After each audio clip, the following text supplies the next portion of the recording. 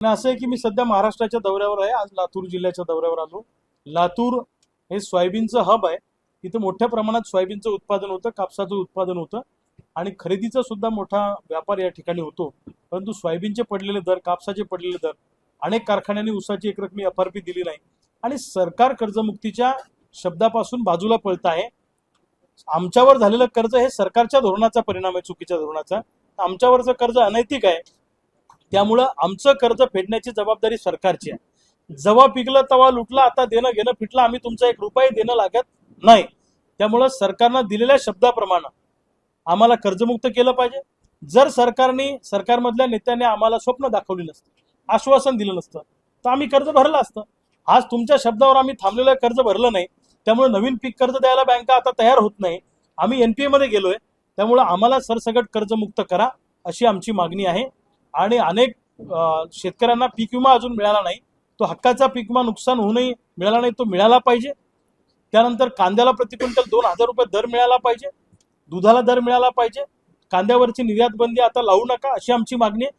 आणि सोयाबीन कापूस उत्पादकांना प्रति क्विंटल 3000 रुपये भाव फरक दिला पाहिजे आणि ऊसाला एकरकमी FRP दिली पाहिजे। या सगळ्या मागण्या घेऊन हा दौरा सुरू आहे। शेतकरी मेळावे आम्ही गावागावात घेतोय, प्रचंड प्रतिसाद शेतकऱ्यांचा मिळतो आहे। सरकारने जर का महाराष्ट्रातल्या शेतकऱ्यांना सरसकट कर्जमुक्त केलं नाही तर 15-20 दिवसानंतर या महाराष्ट्रामध्ये भूतो न भविष्यती असं आंदोलन होईल। सरकारमधल्या मंत्र्यांना रस्त्यावर फिरणं सुद्धा मुश्किल होईल, हे सरकारमधल्या लोकांनी लक्षात ठेवावं।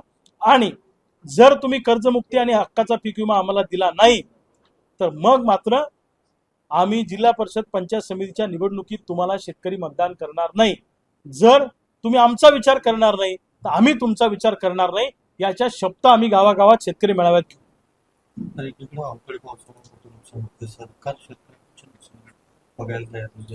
एक तर मुळामध्ये शेतकऱ्यांच्या दृष्टीनं सरकार असंवेदनशील आहे। शेतकऱ्यांना गृहीत धरण्याचं काम सरकार करत आहे। देशातल्या काही उद्योगपतींचे उद्योग तोट्यात गेले म्हणून 10 लाख कोटीचं कर्ज राईट ऑफच्या नावाखाली माफ केलं उद्योगपतींचं। मग आमचाही उद्योग तोट्यात आहे तर आमचं कर्ज का माफ करत नाही?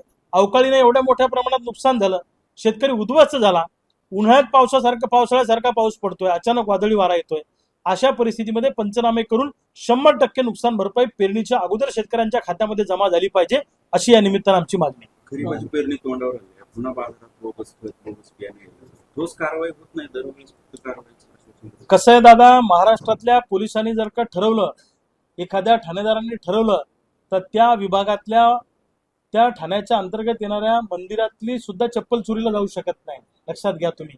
तसं सरकारने ठरवलं होतं, एक दाना सुद्धा चुकीचा बोगस बियाणे इथे येऊ शकत नाही, पण सरकारच बियाणे कंपन्यांना सामील आहे, सरकारच खत कंपन्यांना सामील आहे। लिंकिंगच्या माध्यमातून जबरदस्ती खत आमच्या माथी मारण्याचं काम या कंपन्या करतायत। सरकार त्याच्यावर कारवाई करायला तयार नाही। चोर चोर मावस भाऊ अर्धे वाटून खाऊ, तिरी भी चूप मेरी भी चूप। सरकार सामील असल्यामुळं या सगळ्या PGRच्या कंपन्या, या सगळ्या बोगस बियाणे कंपन्या, बोगस खताच्या कंपन्या या ठिकाणी यांचा काय आलाय म्हणजे सूळ आलाय, असं मोठ्या प्रमाणामध्ये या कंपन्या याचा ऊत आलाय। याला पूर्णपणे सरकार जबाबदार आहे। सरकारने तातडीने या कंपन्यांवर कारवाई केली पाहिजे अशी आमची मागणी। मुख्यमंत्र्यांनी अशी घोषणा केली की शेतकऱ्यांना सिबिल स्कोअर चेक करण्याची आवश्यकता नाही, मात्र प्रत्येक बँकेत जर परिस्थिती पाहिजे तर त्याच्या उलट दिसते। मुख्यमंत्र्यांचं राष्ट्रीयकृत बँका ऐकायला तयार नाहीत। त्या म्हणतात आम्ही फक्त रिझर्व्ह बँकेचं ऐकू, मुख्यमंत्री आमचे बॉस नाहीत।